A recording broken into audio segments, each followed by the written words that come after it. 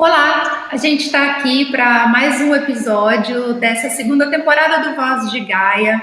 Essa segunda temporada a gente está conversando com várias mulheres que trabalham com recursos hídricos e comunidades. Nesse episódio a gente vai conversar com Maria Sônia. Maria Sônia é pesquisadora da Embrapa Solos de Recife e ela está conversando com a gente desde Recife, onde ela está, por meio de uma webconferência que a gente está fazendo aqui no estúdio.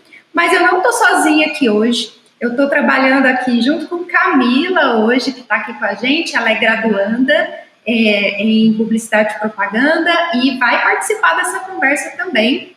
E a gente vai conversar também aqui no estúdio, junto com Maria Sônia, com a Cíntia, que também é graduanda em Publicidade e Propaganda e vai participar do nosso bate-papo. Bom, a Cíntia vai começar a conversa com a Maria Sônia, e aí eu já passo a palavra para ela, para que ela possa participar dessa conversa. Oi, Maria Sônia, primeiramente é um prazer estar conversando com você.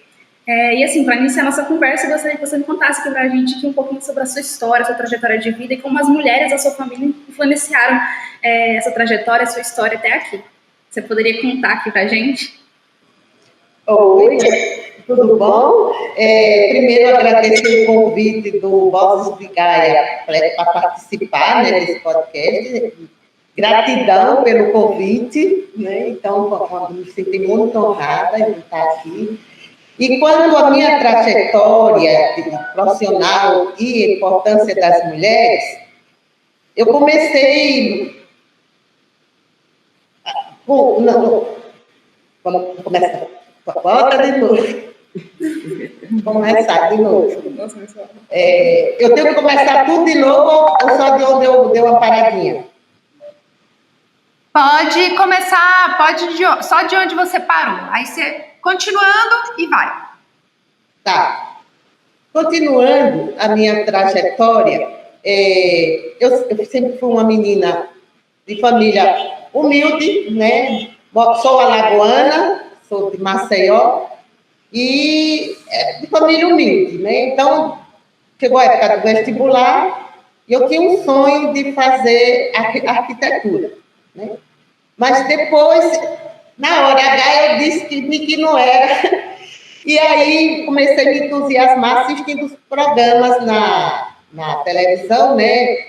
Com participação de colegas, hoje colegas, né? Sobre o manejo das áreas, sobre as comunidades rurais.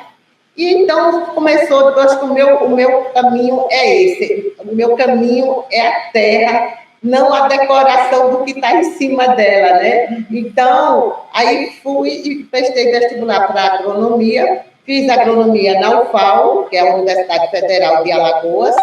Quando terminei, vim para a Universidade Rural de Pernambuco fazer o mestrado, porque aí quando eu terminei, o meu professor de genética disse: Maria Sônia, eu segui a sua carreira, você trilhava a carreira de pesquisadora, porque você tem um dom para isso.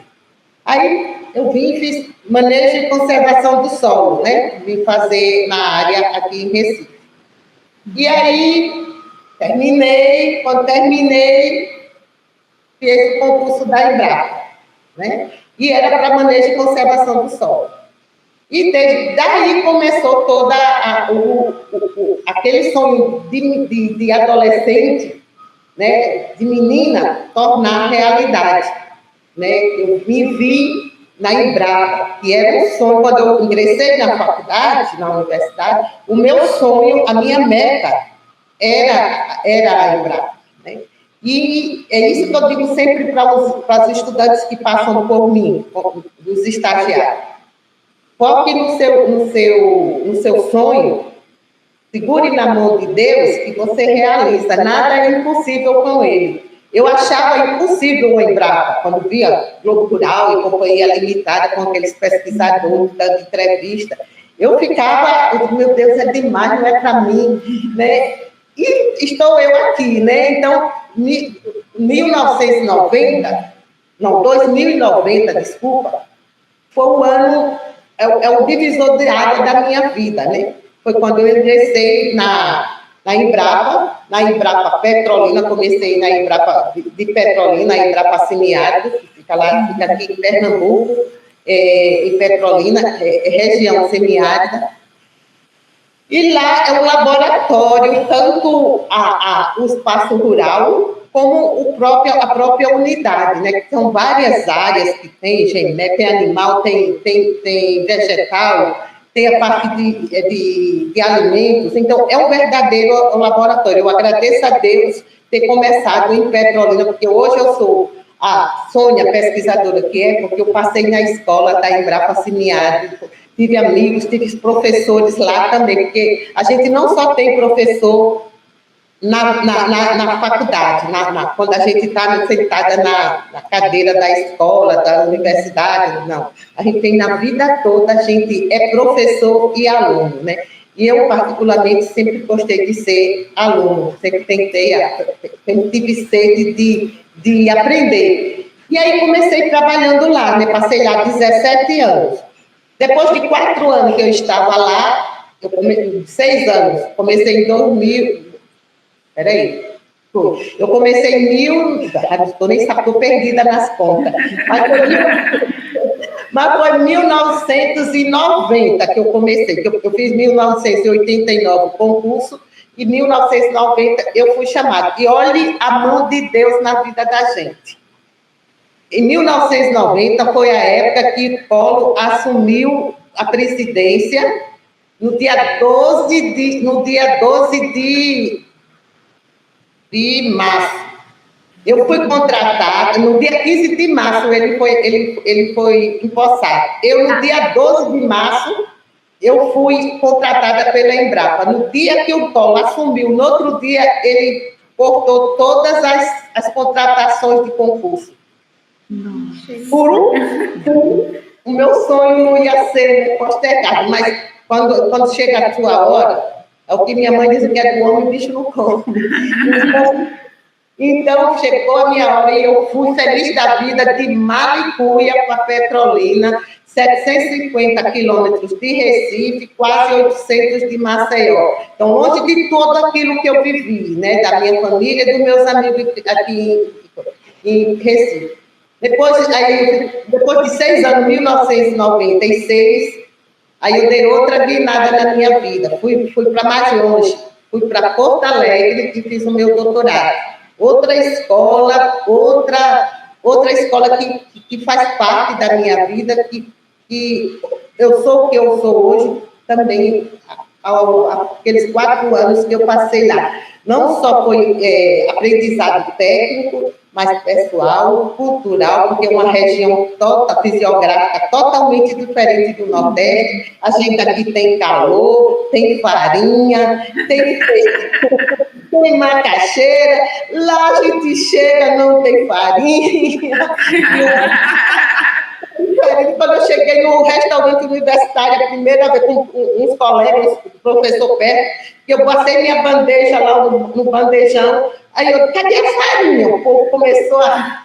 não tinha farinha, que absurdo, como é que eu vou almoçar se eu... No outro dia eles tinham botado, são os fofos gaúchos. Então, aí foi outra etapa, né? Aí eu retornei para Petrolina, e dei continuidade. E desde que eu entrei na Embrapa, eu comecei trabalhando com captação e estoque de água de chuva para o semiárido, para a agricultura familiar, né? E sempre as mulheres e os jovens estiveram nessa minha jornada, me incentivando a continuar naquela área, mostrando que o rumo certo era aquele que eu tinha que trilhar. Aí voltei. Quando eu estava com 2000 eu voltei para Petrolina, 7 anos depois, Papai do Céu disse, não, você vai fazer o caminho de volta. Você saiu de Maceió, Recife, Petrolina, Porto Alegre. Então, voltei de Porto Alegre, Petrolina, e disse, agora você vai voltar para Recife, que eu te quero lá. E todo mundo dizia que eu ia ter perda profissional vindo para Recife, porque aqui a gente é uma unidade de execução de pesquisa e desenvolvimento ligada à Embrapa Solos, que fica no Jardim Botânico, no Rio de Janeiro. A sede da Embrapa, da unidade que eu pertenço, é a Embrapa Solos, que fica no Rio, e ela tem essa unidade de execução de pesquisa e desenvolvimento aqui no Recife, para estudar a questão do solo e água do Nordeste, não só do semiárido. Porque a Embrapa Solos tem uma unidade no Nordeste, não tem no Sul? É porque o Brasil é imenso, né? O Brasil são vários países dentro dele. E o Nordeste é a região imensa. Não é só a Bahia, você passa um monte de tempo lá dentro da maravilhosa Bahia. Então, o que é que a gente tem essa unidade ali para estudar? Porque o Nordeste é um verdadeiro coxa de retalho em questão de solo, clima, vegetação. Então, é uma diversidade grande em todos os sentidos. Diversidade de solo, de agrobiodiversidade, de tudo, ele tem uma diversidade imensa no Nordeste. Então, precisava que a Embrapa Solo tivesse uns especialistas aqui no Nordeste para tratar desses assuntos. E aí nós estamos aqui na maravilhosa Recife, que hoje eu já não sei se eu sou alagoana, se eu sou pernambucana, porque passei tanto tempo aqui que eu acho que não, mas eu amo as duas. Então, aqui eu fiquei minhas bases. E aqui teve um adicional nos meus trabalhos, né? Porque aqui, a equipe daqui, Embrapa Solos.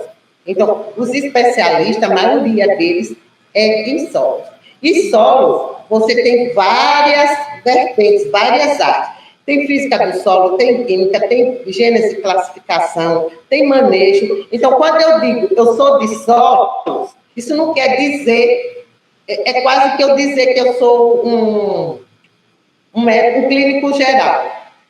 Mas tá, você é de solo, mas qual a área que você atua, né? Eu atuo no manejo de solo e água. E a maioria dos colegas aqui é com gênese do solo e classificação, ou seja, eles olham o solo na hora de onde ele veio, de onde ele nasceu.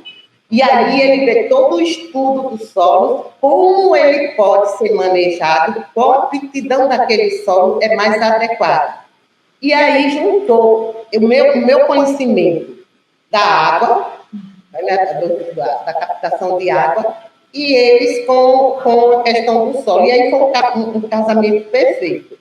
E na questão da água que eu trabalho, eu poderia, em Petrolina, é conhecido como o polo da fruticultura irrigada. Então, você vai para lá, já vai sonhando em trabalhar naqueles perímetros de irrigação, aquelas fazendas maravilhosas de exportar fruta, manga, uva, banhada, Petrolina é banhada pelo maravilhoso Rio São Francisco. Mas o que é que eu decidi? Eu disse, não, para trabalhar com o agronegócio, com o grande agricultor, o grande produtor, já tem muita gente trabalhando. Eu quero me dedicar à agricultura familiar. Eu quero contribuir com esse povo que precisa ter mais resistência, ter mais qualidade de vida, ter comida todo dia no prato, ter água, o mínimo possível água para beber. Né? E aí comecei a minha trajetória de trabalhar com captação de água de chuva para as áreas dependentes de chuva, para as áreas de sequeiro, como chuva, para agricultor familiar. E vim para cá, continuei nessa linha e agreguei o conhecimento de solos, da gênese do solo dos meus colegas, e aí a gente tem desenvolvido vários projetos, né, de lá para cá a gente tem desenvolvido vários projetos nessa equipe, é uma equipe muito boa, e eu fico feliz porque eu tenho contribuído, com a minha profissão, contribuído para que as famílias agricultoras tenham vida e vida com qualidade. E é o que eu digo sempre, a agroecologia é o caminho, porque a agroecologia, ela pensa no todo, não só é naquela coisa pontual. Ela olha o social, o ecológico e o econômico. Ela não só visa a parte econômica, ela visa tudo. Então, é encantador você trabalhar com a agroecologia. Né? E quando você trabalha na agroecologia, ainda pensando em inclusão socioprodutiva, olhando só se incluir o homem ali, aí você se sente maravilhada, sabe? E é o que... E a gente, quando pensa nisso, está trabalhando para o agricultor, então eu sempre digo, eu trabalho com e para as famílias agricultoras. Eu não tenho os meus projetos não são projetos de eu sentar confortavelmente na minha mesa, na Embrapa, no meu ar-condicionado, e idealizar, não, eu vou fazer essa pesquisa e levar lá para o agricultor. A demanda vem deles para a gente. Então, é com e para eles. Isso eu tenho para isso. Sônia, a Camila quer conversar um pouquinho com você sobre esses projetos que você está desenvolvendo. Tá bom, vamos embora. Sônia, você contou para a gente sobre a captação da água. A gente quer saber sobre os seus novos projetos hídricos e como as mulheres vão afetar e participar desse projeto. Eu tenho feito alguns projetos, mas mais recentemente, né, tem o zoneamento de áreas com potencial para a construção de barragens subterrâneas, porque barragem subterrânea é uma tecnologia de armazenar água dentro do solo, né? E aí, porque no semiárido a gente tem solos rasos, baixa fertilidade, que uma evapotranspiração super alta, né? Então, o que a gente vê na literatura é que é o semiárido mais chuvoso do mundo. Porém, é o que é mais, que sofre mais, que tem mais problemas com a escassez, né? Então, a gente tem centrado nisso. O projeto que a gente tem executado, a gente executou um de acesso à água, barragem subterrânea, promovendo o acesso à água no semiárido. Foi um trabalho lindo que a gente trabalhou na Paraíba, Pernambuco, Alagoas e na Bahia, nas comunidades difusas do semiárido, né? Ou seja, nas comunidades de agricultores do semiárido, da agricultura familiar. E sempre que a gente começou a ver a questão no início, quando eu comecei em 1990, o que a gente via muito? Os jovens, quando chegavam na época de estudar, ficava a mula para a cidade, né? E ficava só o casal, já com uma certa idade, e a coisa não ia de pai para filho seguinte. Outra coisa que a gente via muito também era a questão da mulher. A mulher era a figura decorativa, só sim, senhor, aquela piada que o povo diz, a última palavra era dela, sim, senhor, sim, senhor, sim, senhor. Então, ela não tinha poder de decisão, de participar do coletivo, de associação, de cooperativa, de decidir com o marido, com os filhos, a questão do que plantar, do que criar. Então, ela apenas executava. Eu me lembro que eu comecei os nossos estudos, a gente, quando fazia a aplicação dos questionários, da entrevista sempre semi-estruturada, o que é que eles diziam sempre? A gente fazia um calendário de atividade deles por dia, por semana e por mês, consequentemente por ano. E aí, o que é que a gente via? A mulher trabalhando muito mais e o homem é que levava o louro, né? Que foi ele, não o provedor, mas o executor. A mulher cuidava da casa, da roupa, dos filhos, do marido, do bode, da galinha, do porco que fica em torno da casa, ainda ia carregar água nas costas, na cabeça, né? Então, era uma coisa que fragilizava e que diminuía a participação desses dois grupos super importantes, né? Só que nessa época também, nos meados lá de 1980, 1900, quando eu comecei, também se falava muito, era no combate com a seca. combate com a seca, o combate com a seca tinha aquelas frentes emergenciais no período da seca, que você pagava uma ninharia para os homens, para eles trabalharem, eles iam embora, né? Você, não sei se vocês já ouviram falar nas viúvas da seca.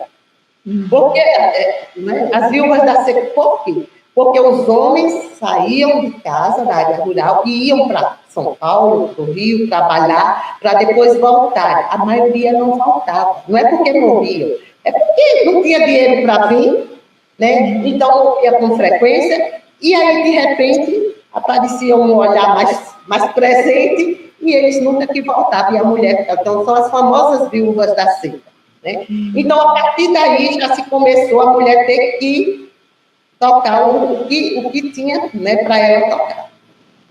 E, então, o que é que acontece?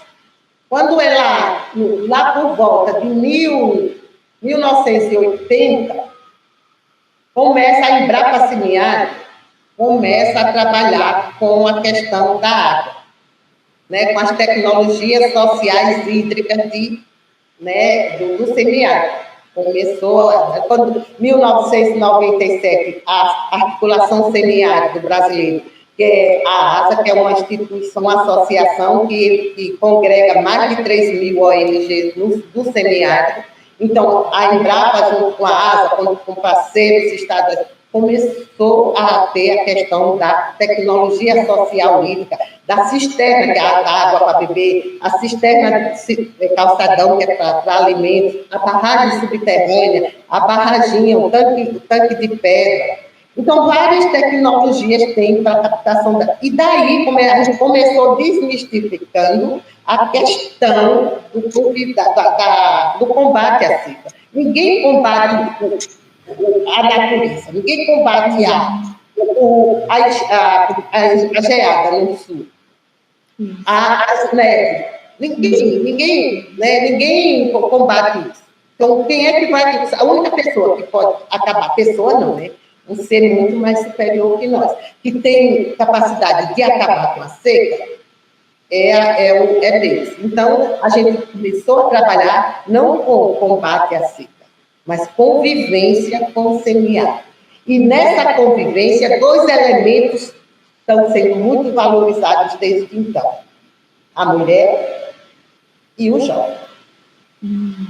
E nos nossos projetos, a gente tem trabalhado muito, e é encantador, é apaixonante você ver onde a mulher bota a mão, vira ouro, como se diz, mas não é. Os meus colegas têm uma mania de dizer assim, que a mulher tem a capacidade de fazer várias coisas ao mesmo tempo e que às vezes está aqui conversando e está escutando a conversa que está ali. Então, essa capacidade que nós temos é que faz a diferença. Não é que a gente seja melhor que o homem. E é isso que a gente prega nos nossos trabalhos, a ASA, a Embrapa, a gente prega nos nossos trabalhos. Não é a mulher ser melhor que o homem. É os 2 andarem de mãos dadas em prol do quê? Em prol da segurança hídrica, segurança da soberania e segurança alimentar e nutricional. Então, por que dividir se você pode andar? Eu não acho que você, agora, melhor do que homem melhor que mulher. A gente é mais, juntos somos mais, né? Então, o jovem hoje, ele sai para a capital, e às vezes nem sai, porque hoje tem muitas universidades, muitos institutos federais nas áreas rurais, então tem estudo, nem sai. E quando sai, volta. Porque hoje também o que é que se tem? A gente tem trabalhado muito, não só a questão da agricultura, da agropecuária, mas você que é jovem, até eu, que sou vozinha, eu não quero ir morar num lugar para ficar isolado do mundo. Eu tenho que ter questão de saúde próxima, que eu posso precisar, tenho que ter a comunicação, não é? Tem que ter tudo, o lazer, tudo. E hoje, a gente trabalha esse conjunto todo. E hoje, em qualquer cidadezinha do semiárido, você já tem posto de saúde, tem a questão da internet capenga, mas tem, entendeu? Tem os lazeres deles, Então, eu me divirto quando eu chego nas comunidades e os meninos, Sônia, você está sabendo que não sei, a gente foi para o final de semana, foi bom demais, mas menino, não acredito num negócio desse. Então, eles estão, né, vivendo, então isso atrai o jovem também, porque o jovem, ninguém é só trabalho, então você está ali, você tem também coisas atrativas para os jovens e ele volta. É que nem um agricultor jovem, um jovem agricultor de Campina Grande. Eu não sei se é Campina Grande, Paraíba, né? Ele participou de uma live no ano passado com a gente, no Dia do Agricultor. E foi lindo o depoimento dele. Ele disse, olha, com a agricultura familiar, eu já conheci Rio, mais uma vez, fui São Paulo, olha, e eu fui de avião, e fui como turista. Não fui para ser servente, que não é desmerecimento nenhum, mas era que os jovens iam para lá para isso, não era para passear. Né? Então, ele foi para passear, e ele disse, é com dinheiro que eu tiro tirando bode com meu pai na minha terra. Ele estudante de agronomia de lá, se eu não me engano, Campina Grande mesmo. Então, houve uma mudança. Né? Hoje a gente diz que foi uma coevolução do semiárido, onde todo mundo está junto, é aquela coisa que com e pá. E a questão da mulher, por que a mulher ficou mais valorizada? Porque ela tem maior participação. Porque quem era que vocês viam nas mídias, antigamente nas mídias, na televisão, o que é que se via? Época da seca, o agricultor comendo barata, comendo calango, um boi, bode, a costela aparecendo muitas vezes morta, criança desnutrida, né? Migração para as cidades. Hoje, a última seca que nós tivemos, teve locais que foram de 10 anos. Mas ela girou em torno de 7 a 10 anos, até depender, porque, como eu disse, o semiárido é uma coxa de retalho. Então, o Ceará, o semiárido do Ceará, difere do de Pernambuco, do de Alagoas, mas já parece com o de outro local, entendeu? Então, a gente não pode imaginar um semiárido só para todos os estados do Nordeste, para o Nordeste todo. A gente tem semiárido até no norte de Minas, que é um clima diferente, né? Então, a gente tem que ver. Então, com essa questão do semiárido, essa diferença toda, a mulher é o principal componente. Mas o que a gente via muito era para abastecimento da casa. Quem era que vocês viam na televisão ou em fotos com lata d'água na cabeça? Era a Maria, né? Isso. Tem até a música, né? Lata d'água na cabeça. Exatamente. Lá vai Maria. Lá vai Maria. Maravilhosa. Então, era mulheres que. Então, ela ocupava a maior parte do tempo delas trabalhando não, carregando água, transportando água para as tarefas domésticas e pequenos potinhos de hortaliça. Né? Hoje em dia, a mulher, esse tempo que ela gastava lá, ela sabe o que ela faz? Ela está na associação, ela está nas cooperativas, ela está trabalhando coletivo ali na comunidade, eles trabalham um na propriedade do outro, no final eles fazem a economia solidária, e colhe, essa parte é sua, essa parte é minha, levam para a feira e dividem, entendeu? Então, a mulher hoje tem tempo de participar mais, ter mais voz ativa, e isso foi dando segurança a elas. Na Paraíba, Dona Eliette, eu sou maravilhada com a história dela, porque ela é mãe, esposa, dona de casa e ajuda seu Luiz na área. Eles têm uma área de agrofloresta, tem barragem subterrânea, tem mandala. E ele mesmo diz hoje, ai de mim se não fosse a Eliette. Ela faz tudo. E a gente chegou lá, quando a gente chegou, ela já estava 7 horas, 8 horas, a gente chegou lá, ela já estava com baita bom, 7 horas da manhã. Já com moça, a senhora não dorme? Ela disse, eu durmo. Você chegar aqui 7 horas da noite e não fala mais comigo. Mas acorda cedo, dá o brilho para as galinhas, varre o terreiro, arruma, faz a comida e depois vai para a roça. Ou então, ela, quando é na época de Dona Gilda, lá em Alagoas, lá com o seu Dedé, que tem barragem lá no São José da Tapera, no Médio Sertão, ela disse, 3 horas, vou com o Dedé para a horta, a gente colhe o coentro e alface, ele vai para a feira e eu volto para casa para cuidar da casa. Quando ele chega, a gente vem para fazer manejar aquela. Então, é pauleira, os dois estão ali de mão dadas. Então, essa questão da mulher, a questão de você hoje ter as tecnologias sociais hídricas, a tecnologia social, de uma forma, você vai ver Paula mais tarde, na próxima, quando vocês conseguirem falar com ela, você vai ver que vocês vão ficar encantados com o trabalho dela, com as sementes, com a questão das mulheres também, entendeu? Então, hoje não tem como você trabalhar no semiárido sem trabalhar com a mulher, sem trabalhar com ele, porque não é porque seja, eu sou mulher, quero ser boa assim, não, é porque elas hoje são importantes, elas hoje têm segurança, entendeu?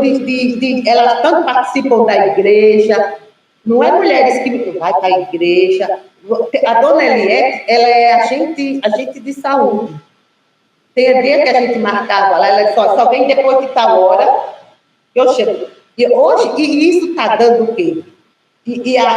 A água, é como o seu Dedé diz, a água é vida. Não é? Então, a água, o grande fator transformador no semiárido foi a água, porque antes não tinha água, e hoje tem. Né? Hoje tem a água de beber e tem a água de produzir.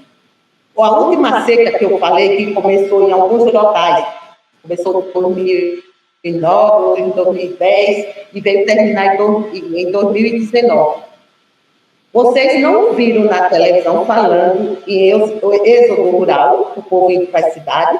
Vocês não viram crianças subnutridas morrendo, idosos morrendo. O que via muito, viu o animal aí. Uma coisa que era comum aparecer na Globo era saques de armazém nessas cidades. Não houve saqueamento nenhum. Por quê? Porque o povo tinha água para produzir o alimento.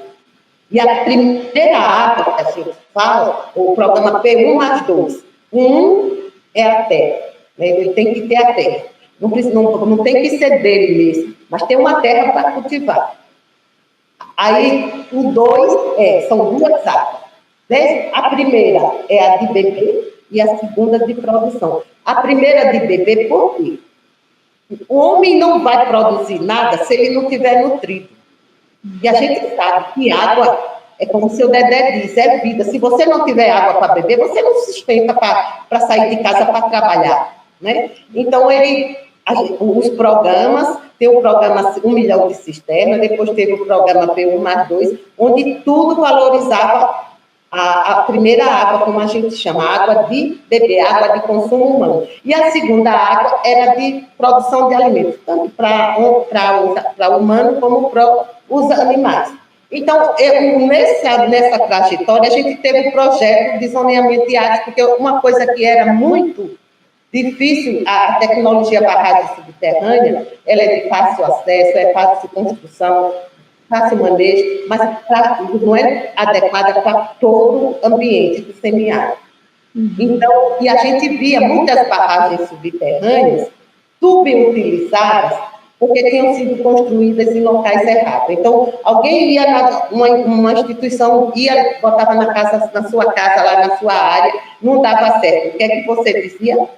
A barragem subterrânea não presta. Era ruim para a tecnologia, mas não era barragem. Era suas áreas, sua terra não era apropriada para isso. Então, começou a ter demandas, tanto dos órgãos governamentais estaduais, como do terceiro setor, como as ONGs, pedindo para a Embrapa fazer um projeto para delimitar áreas que tinham potencial para construir barragens subterrâneas.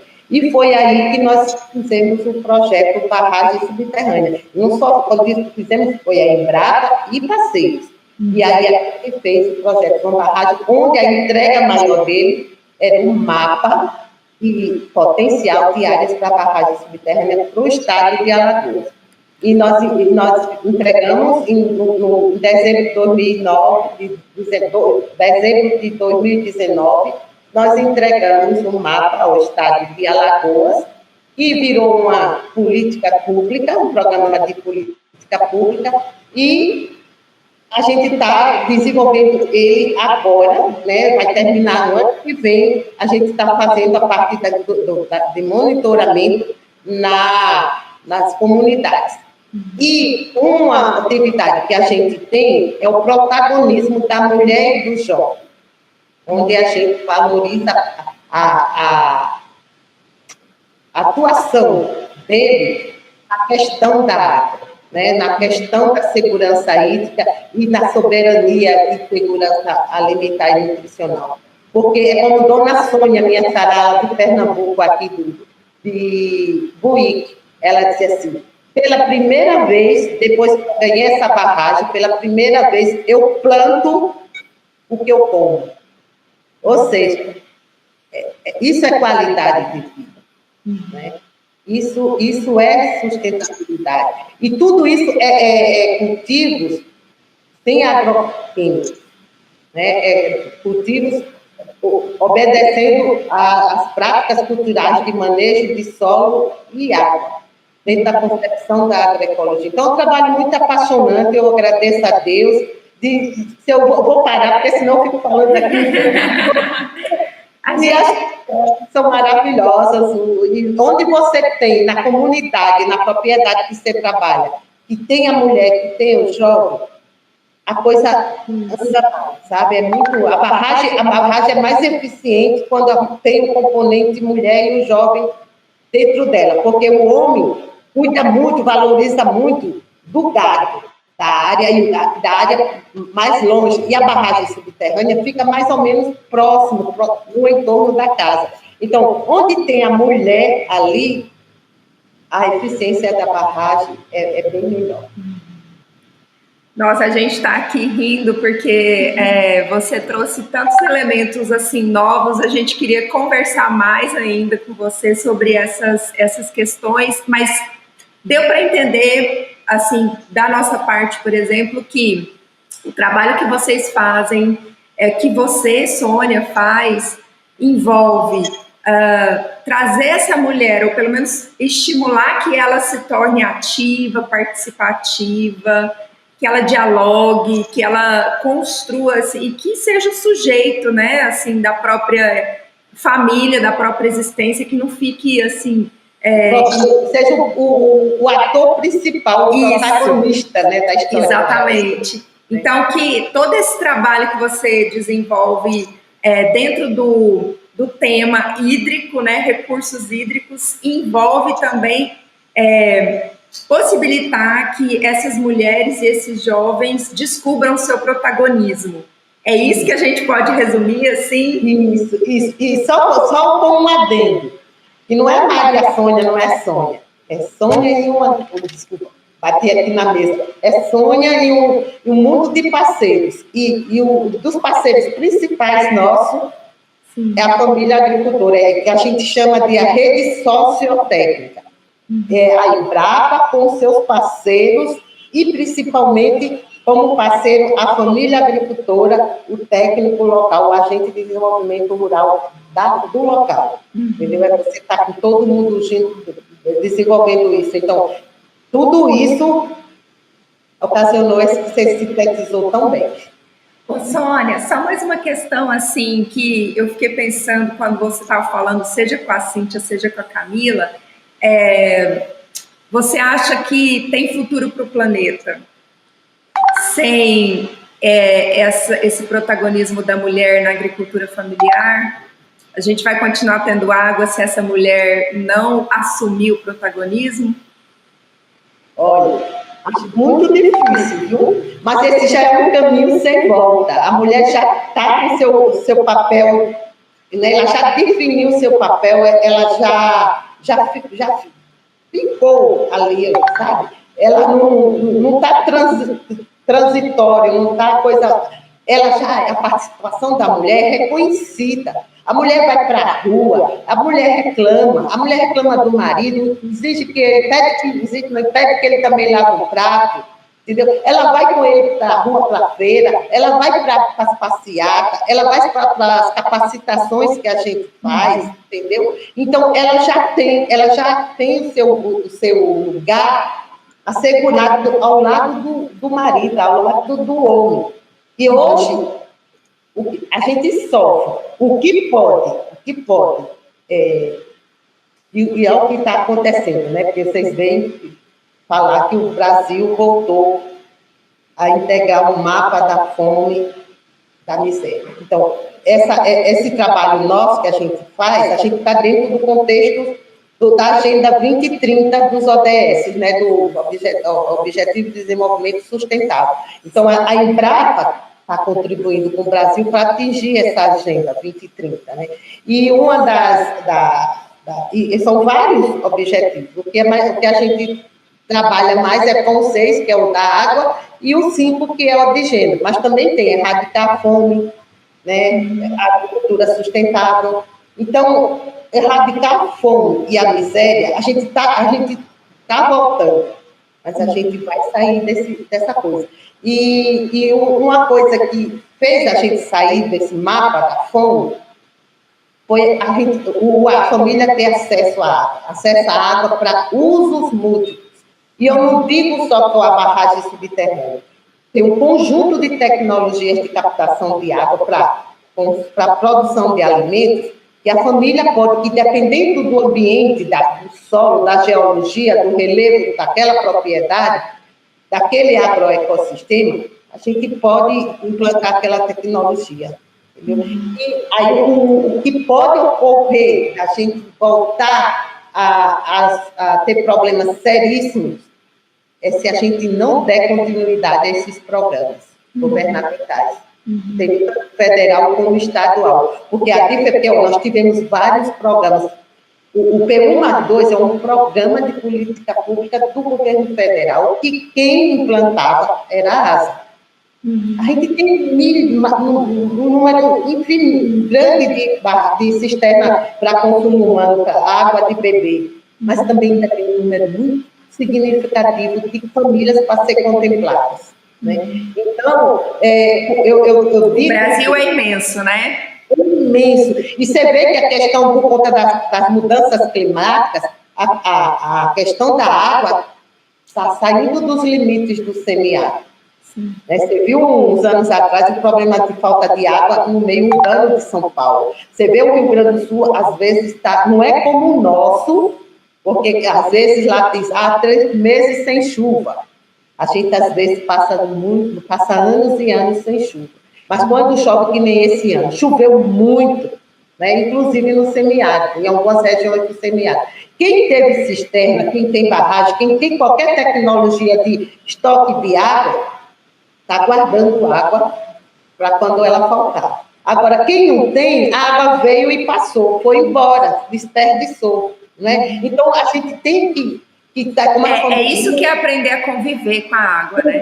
É isso que é a conviver. Conviver com a água é o bode,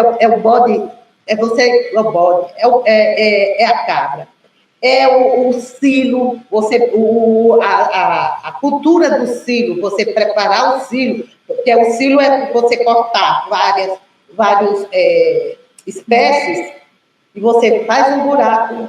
Tem vários tipos de silos, né? Coloca lá, tem os componentes que para dar uma maior durabilidade ao silo, né? Porque bota para ele não apodrecer, não dar fungo, não dar bactéria. E aí cobre com a lona e fica para quando está o período seco. No período chuvoso, o animal vai para o pasto.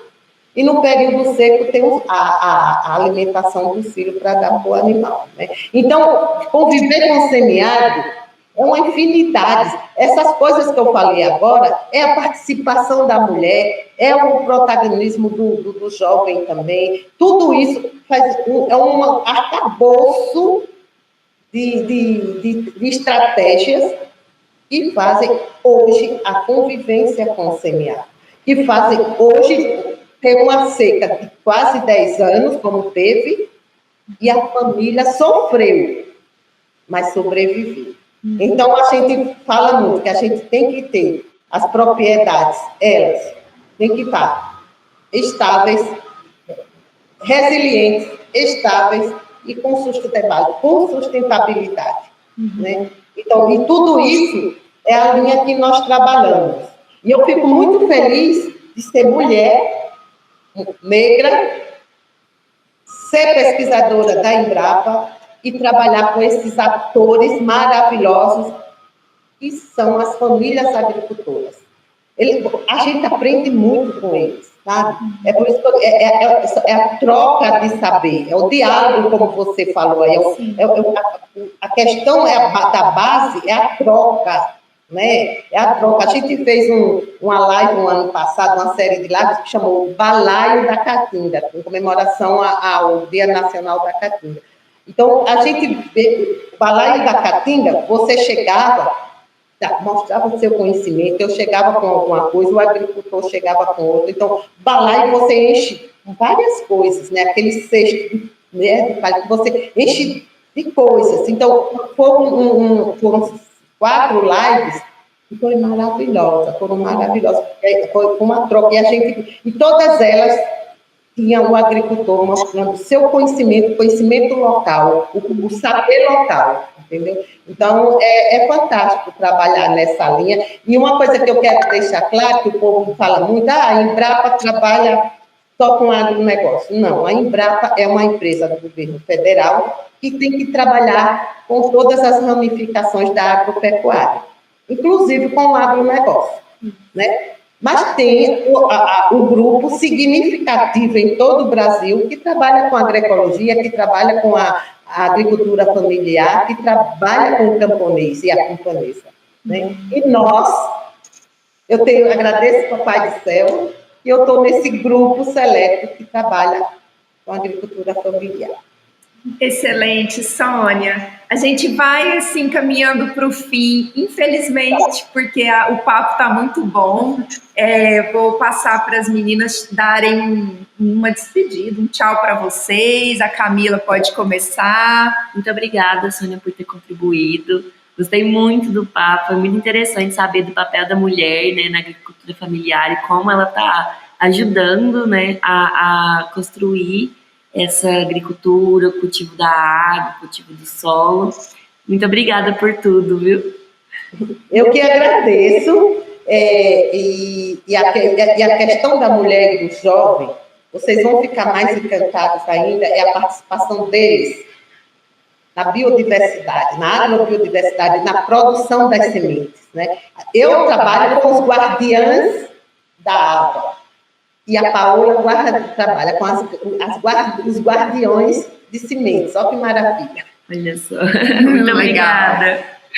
Cíntia vai te dar um... Sônia, foi um prazer conversar com você. A sua história, como você foi contar pra gente aqui, é bem inspirador, né? Você começou com quem ia para uma outra área e veio para essa e se redescobriu nessa área. E, assim, foi bastante interessante acompanhar essa trajetória assim, sua. Você contar aqui um pouquinho, não contou tudo, eu acredito que tem muita coisa, mas assim, foi inspirador, sabe, saber e, assim, que tem pessoas assim como você que estão contribuindo para um mundo melhor, eu acredito. Muito obrigada, viu? Foi maravilhoso. Gratidão do eu. E a mensagem que eu deixo para vocês, jovens, não desista dos seus sonhos. Não importa se você é branco, preto, cabelo liso ou não, o que for. Acredita no sonho e faz a tua parte. E você chega lá. Obrigada, Sônia. Excelente, Sônia. Obrigada, sim, por compartilhar a sua experiência de vida, assim, e, acima de tudo, a sua ideia de agroecologia como aquele espaço em que a mulher é protagonista, assim. Eu acho que quando você começou a nossa conversa hoje de manhã, você queria Você perguntou para mim assim, eu queria saber um pouquinho mais sobre esse Vozes de Gaia. Acho que o Vozes de Gaia é isso, assim, dá a oportunidade para a gente trocar essas experiências, assim, eu estou rodeada de jovens aqui, são universitárias, e todas elas que talvez nunca tenham ouvido falar dessa perspectiva de que agroecologia é tudo isso que você trouxe, é o diálogo, é a troca, é a possibilidade de um protagonismo feminino que constrói um mundo melhor, que transforma a situação como ela está, em uma coisa com mais perspectiva, é a criação de tecnologias, é a possibilidade de tudo isso que eu acho que você, como mulher, também está fazendo. Muito grata por tudo isso. Gratidão, digo eu. Eu só para finalizar um pouquinho, a gente vai começar ainda esse ano um projeto que o nome fantasia, a gente tem um nome certo e tem um nome fantasia. O nome fantasia é Guarde Água. Sim. Olha que nome, eu acho lindo. É um projeto de segurança hídrica, soberania. Para todo mundo ser um pouco guardião de água, né? Guardiã da água.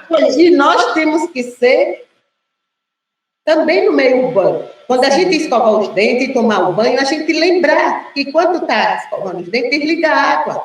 Enquanto está tomando banho, passa o sabonete, o shampoo, desliga aquela água. Quando vai lavar a louça, então em tudo você prezar por esse bem precioso e que com as mudanças climáticas ele está cada dia mais em risco. Então vamos todos nós guardar água. Excelente. Nós somos guardiões da água, tá bom? Tá bom. Tá bom. O recado está dado. Muito obrigada, Sônia. A gente volta a se falar quando a gente estiver com tudo já organizado para lançar o projeto, tá bom? Tá bom, querida. Fiquem com Deus, viu? Gratidão. Gratidão. Tchau.